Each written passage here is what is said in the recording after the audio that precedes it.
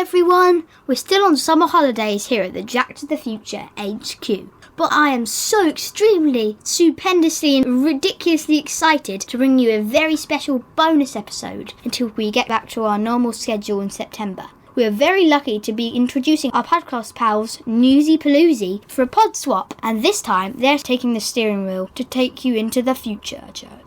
But actually, the iconic quote, "Where we are going, we don't need roads," has never been more true for this episode. What are Lyndee and Leela talking about then?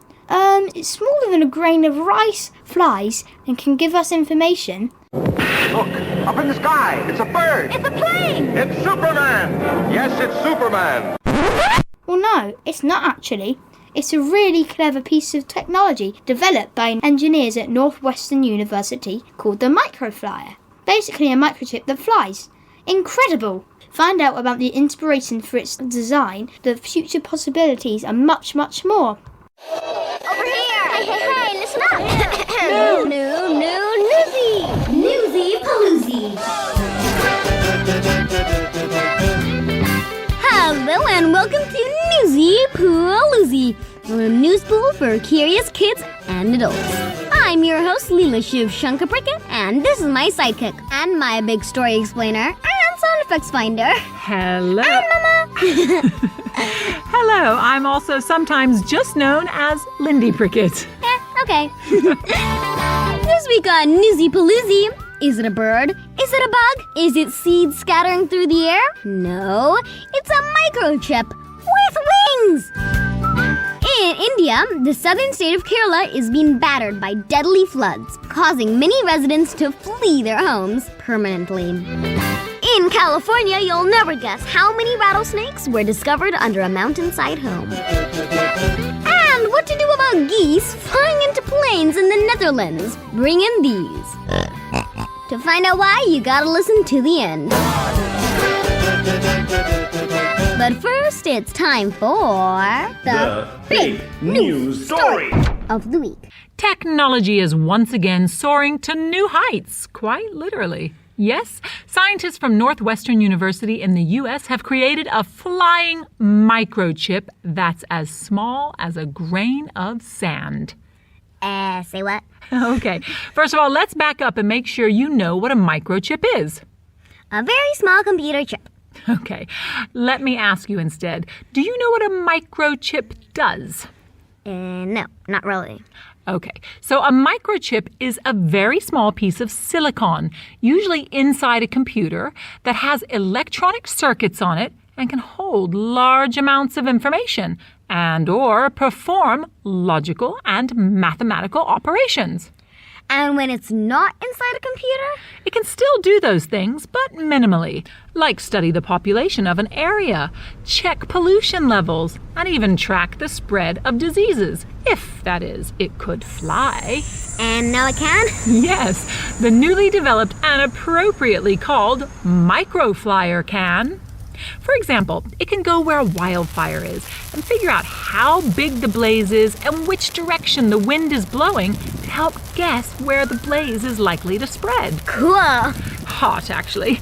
And it can help predict when a volcano is about to blow and where its lava will go. And it can even help track diseases like COVID-19 cases. Not just that, but this microchip, which is smaller than an ant, is the tiniest flying structure ever made by humans, by the way. Impressive. So how does it work? Well, these microflyers have antennae, sensors, and, being a chip, miniature data storage to help save all the information it's collected after it falls to the ground. Wait, what? Falls to the ground? I thought it could fly. So, like many technological advances, the microflier is inspired by nature. Take maple tree seeds, which, did you know, are also called helicopter seeds? They are? Yeah, because growing from two conjoined seeds at the top are these butterfly or helicopter-looking wings, can you believe, which help the seed spin away from its parent tree and fall on the ground further away. Why? So when it sprouts into a tree, it doesn't compete for food, water, or sunlight from its mama tree. Cool or what? Ain't nature full of wonder? Okay, yes. So the Northwestern team studied the aerodynamics of a number of plant seeds, drawing most inspiration from the Tristillacea plant, which is a flowering vine with star-shaped seeds that again resembles rotating helicopter propellers. That's why there is a growing field of bioelectronics where scientists try to replicate or copy nature's tricks when designing electronics. Like the squid bot we did a story on last year. Yes, episode 22, in fact, if you want to have a listen. So these microfliers will be dropped from great heights, like a building, or even from a plane or a drone, and then gently move in a very slow and regulated manner, covering a broad area to gather information. Is it a bird? Is it a bug? No. It's microfliers falling from the sky. I wonder, though, can they also be used to spy? Dun, dun, dun! And now, closer to home, floods and landslides are ravishing the southern state of Kerala. When you say southern, you mean the very bottom of India. I love Kerala. Yep, it is a gorgeous state, famous for its backwaters. That's the maze of canals off the coast that twist and turn and weave their way inland, past coconut groves and lush little islands. It's beautiful and the food is so good. Yes, but sadly, Kerala is paying the price for its backwaters beauty. Yeah, this is one of the places that when it rains, it pours. Right. Being at the tip of India, it gets a rainy season or monsoon in June from the southwest side, and then just when things are drying out, it gets hit again on the other side by the northeast monsoon in October. That's why everything is so green. That's true, but in the last few years, the flooding is becoming more than they can handle. As our new correspondent in the south of India, Tanushri Velamarugan is about to tell us. You're absolutely right. Kerala's backwaters is picture perfect. But right now, it's anything but tranquil. Days of heavy rain have triggered deadly floods and a lot of landslides. Sadly, this is not a new story. There was a similar devastation in 2018 when floods not only killed hundreds of people but caused an exodus. That means mass groups of people started to leave the area permanently. Of course, flooding has been a part of life in Kerala's backwaters for centuries. But with climate change and some poorly planned development projects, things have only gotten worse. Before, people might have had to put up with homes flooded for a few weeks. But now, the floodings can last for months. I mean, apart from anything else, think of all those potential snakes slithering around your house. And for others, their homes are simply washing away in the water. Well, there is one happy story though. The flooded streets didn't stop a couple on their way to tie the knot and get married. Nope, they just jumped inside a massive, wait for it, pot. Yes, you heard me correctly. They used a massive metal pot, usually used for cooking up curries, to be their boat, ensuring they exchanged their wedding vows as planned. How sweet, or should I say, hot. In the south of India, I am Tanushri Velmurugan, reporting for Newsy Paloozy. I love happy endings. Thanks for that report, Tanushri. What's that? I'll tell you what. That's the halftime bell, which means it's time to hear what's making news around the rest of the world. Hold on tight. It's Around the World in 80 Seconds. Whoa, hold tight.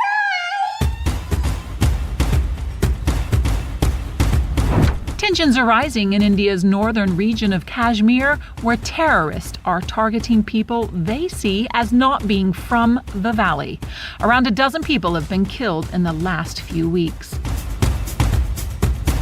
In a year of both extreme heat and drought, the U.S. state of California is reporting its driest year in a century. Experts fear the coming 12 months could be even worse. Also in the U.S., funeral preparations are underway for the country's first black Secretary of State, General Colin Powell. His leadership in several Republican administrations helped shape American foreign policy.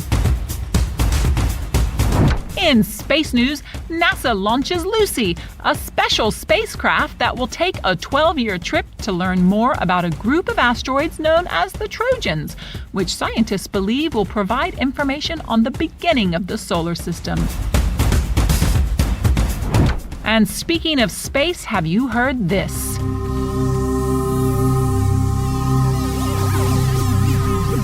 The European Space Agency shared the sound of solar wind on Mercury.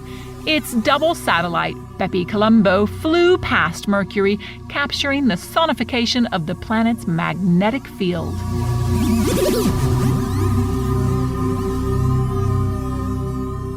As ever, thank you so much for that whippity, zippity, zappity, wappity, rap of world news, Mama. As ever, you're most welcome. I love spinning around what's making headlines around the world. Now, earlier we heard about the floods in Kerala, and our reporter got a bit creeped out at the prospect of all the snakes that slither into homes during floods. Well, imagine living on top of a full-on snake pit. Yeah, no, thank you. Yep, never mind a nightmare. This week there was a snake mare for a woman in California. Let's cut across to Porter Robbins, our LA correspondent, for the story. Reptile rescuer Al Wolf is used to getting calls to clear a snake or two from under houses in Sonoma County in Northern California. So, when a woman called saying that she'd seen rattlesnakes scurry under her mountainside home, he was a little surprised by what he found. Not 1, not 2, not 10, or even 20, but 90 rattlesnakes getting ready to hibernate. For almost 2 hours, he kept pulling out snakes and dropping them into a deep bucket. And it's not easy work. Never mind the, creepy snakes part of his work. But crawling in the dirt, on your belly, under house, and into spider webs for 2 hours is no fun. Using a simple 24-inch pole with a hook on the end, he removed 22 adult rattlesnakes and 59 babies when he first visited the home. He's been back twice since then and collected 11 more snakes. They were all Northern Pacific rattlesnakes, the only venomous snake found in Northern California.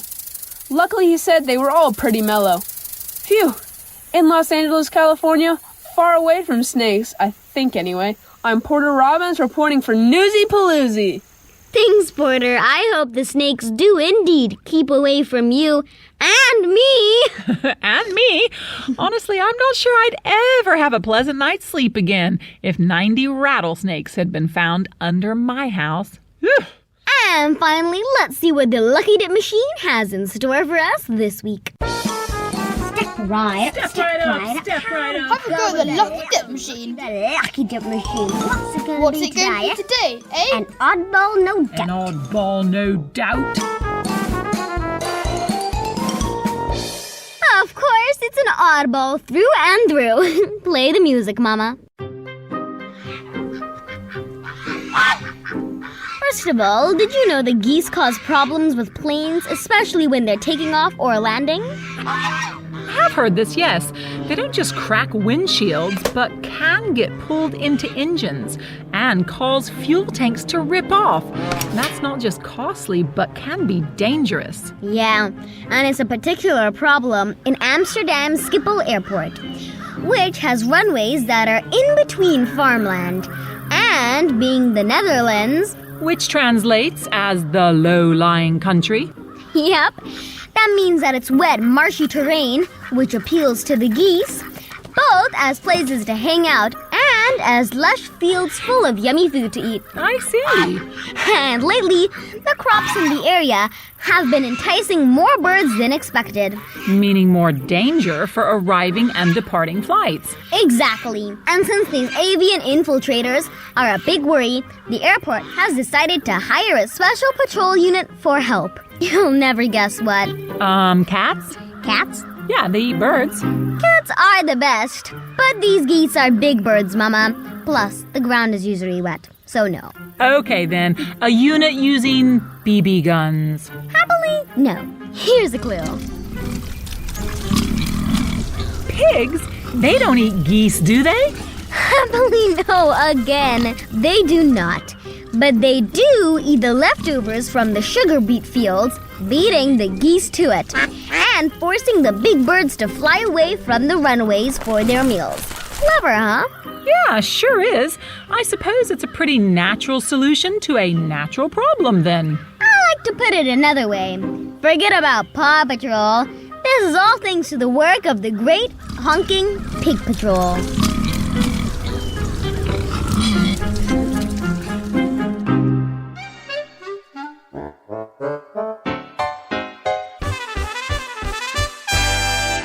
And it's time to wrap up the podcast with The top 5 facts heard today. Fab fact number 1. Scientists from Northwestern University in the U.S. have created a flying microchip that's as small as a grain of sand. What is a microchip?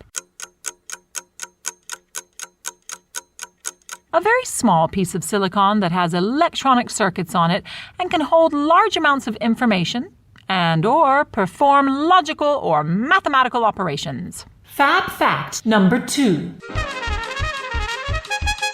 The microflier takes its aviation inspiration from plant seeds, like the maple tree seeds, which, given their design and how they fall to the ground, are also known as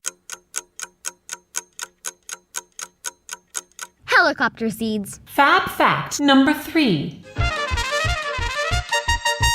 The South Indian state of Kerala is being battered by deadly floods, causing many residents to permanently flee their homes.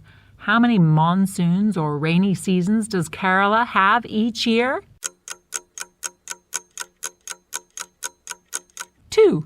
One usually starting in June and the other in mid-October. Fab fact number 4.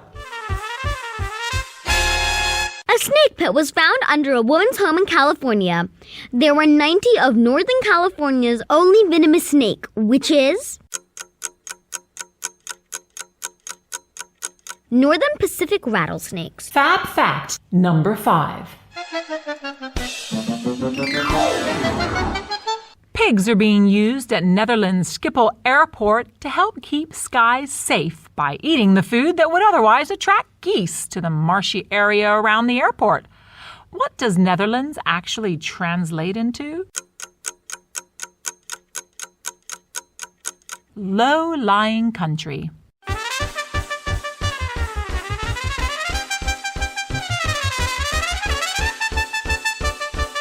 And don't forget, if you want to test yourself later on, then go to the Lucky Dip page of our website, newsypooloozy.com. That's POOLOOZI. And take the quiz online in your own time. And that almost brings us to the end of this episode of Newsy Pooloozy. But first, some thank yous for the thank yous. Yes, 2 more wonderful iTunes reviews. From the U.S. iTunes. Yes. The first is from Bloom Ave, who writes, "Our whole family loves the show. Brilliant, charming, and informative. Thank you. So glad we discovered the show." Exclamation mark, Mama. Oh, yeah. Exclamation mark. Big deal. And another sweet one from someone who signed as "Please work this time. 1, 2, 3, 4."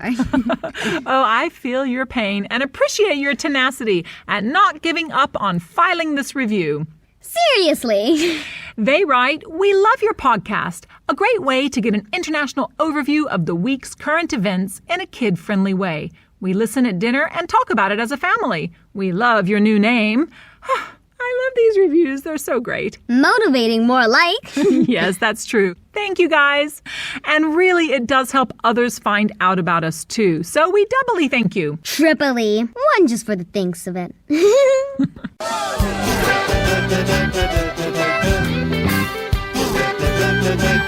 If you enjoyed this dip in our pool of news and information, then do subscribe to our podcast on Apple Podcasts, Spotify, Stitcher, Alexa, or wherever you get your podcasts. And don't forget to check out our website. That's newsypooloozy.com. POOLOOZI.com. I repeat, POOLOOOZI.com. Alrighty then. See you next week in the happy, splashy, giant Newsy Paloozy.